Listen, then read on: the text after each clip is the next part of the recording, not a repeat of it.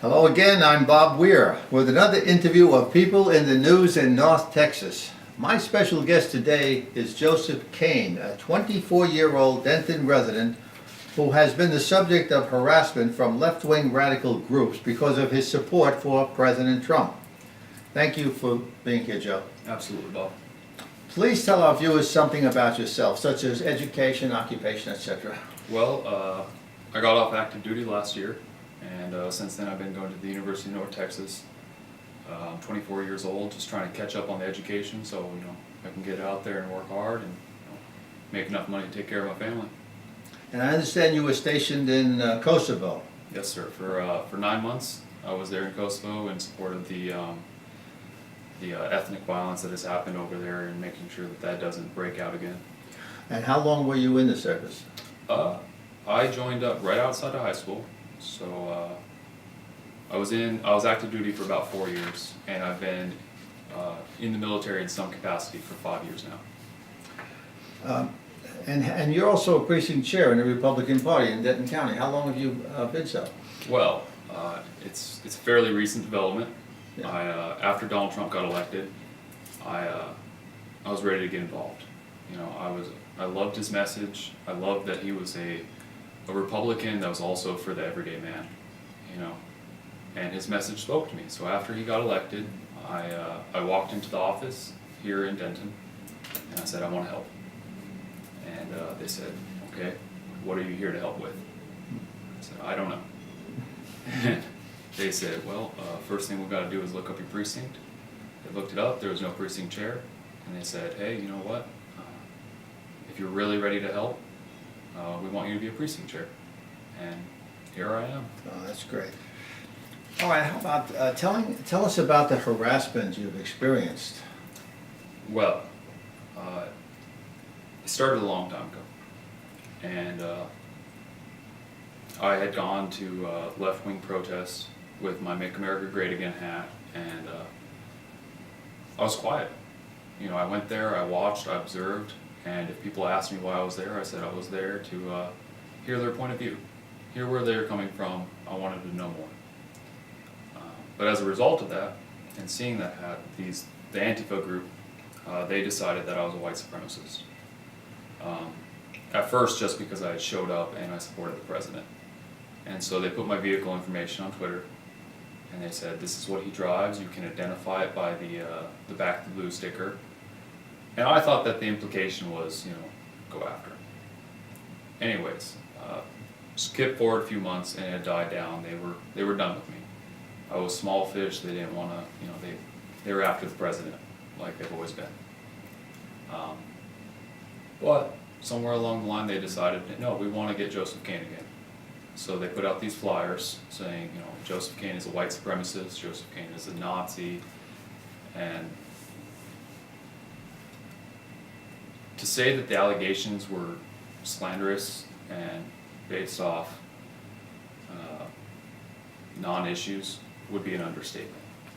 They've taken somebody who is a small government, free markets conservative, and they've tried to tie him to the Nazi party. I thought it was very, very revealing that at first they claimed I was part of the Klan. They claimed I was KKK. And when it became apparent that I was a Catholic, and that Catholics have never been allowed in the Klan, I said, okay, well, he's not Klan, but he's still a Nazi. Amazing, amazing. And just for public information, Joe would have worn his Make America Great hat today, but I called him, he was at work and he didn't have it with him, so he came directly. But I wore mine, as you can see. My daughter gave this to me recently as part of my birthday present when we were on Long Island. So anyway, I have it covered for that. What led to the interview on NBC? Well, it's not news that a left-wing group is trying to malign conservatives. But when they put up flyers with a phone number and an email address with the implication that you should do something with that information, and when they start, calling the GOP headquarters day in and day out, well, then it becomes an issue.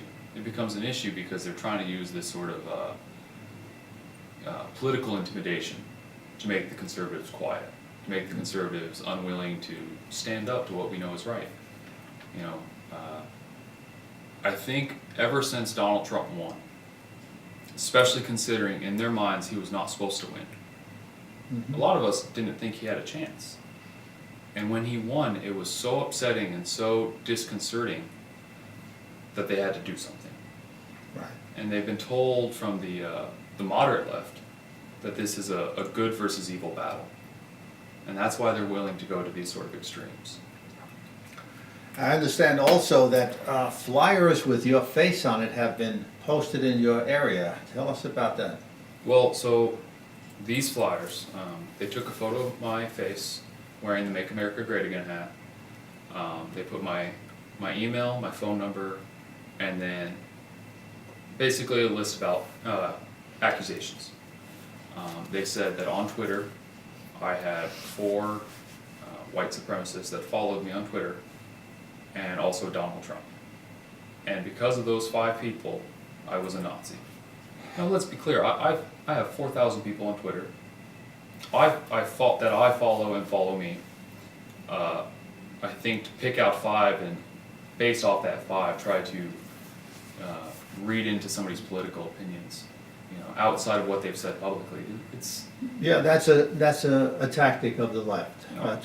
Guilt by association. Absolutely. Anybody that ever responded to anything that you ever wrote, you know, they're going to try to connect that to you. This is a terrible tactic that they use, but you know, they're allowed to do it. It's a free country, they're allowed to do it, but they're not allowed to use harassment tactics such as this, and many times violence is being used. Speaking of that, have you reported the harassment to police authorities? So far I have not. The decision I've kind of made with myself and with my family is that I want to be involved in politics. I want to have a positive effect on this country. I'm going to do all I can to have that positive effect. And if they want to say mean things about me and they want to harass me, that's fine. But if they talk about my family, then it's going to change that situation. That's been my concern since the very beginning. Leave my family alone. Don't come to my house. Don't talk to my wife.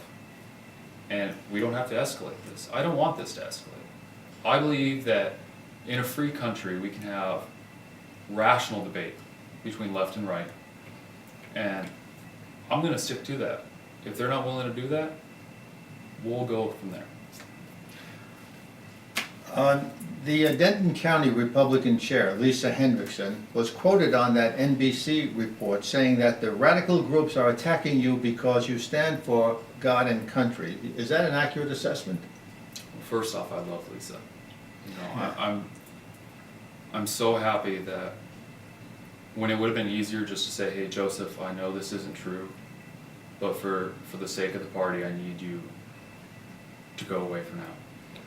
And she didn't do that. She said, I know who you are, and we're not going to stand down, and we're not going to back down to Antifa.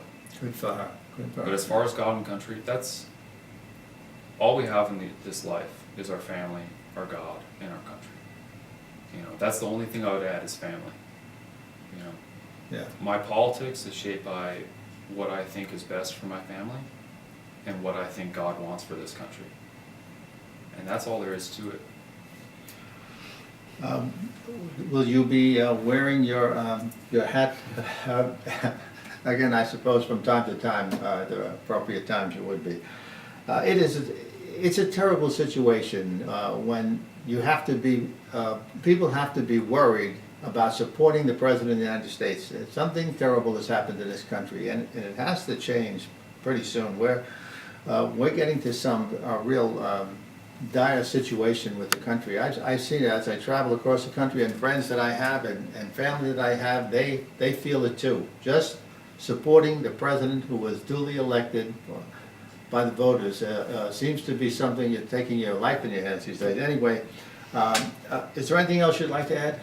I would just like to say real quickly that walking around UNT, I've had people come up to me and say, wow, you're really brave to wear that hat. And I don't understand that. Yeah. There's nothing brave about supporting the president. And the fact that the radical left has made us believe that, that's not right. Well, I agree with you. And I want to say thank you for being here, Joe, and thank you for having the courage to stand up for this country and for our president. Thank you, sir. God bless. Good meeting you. And thank you for watching.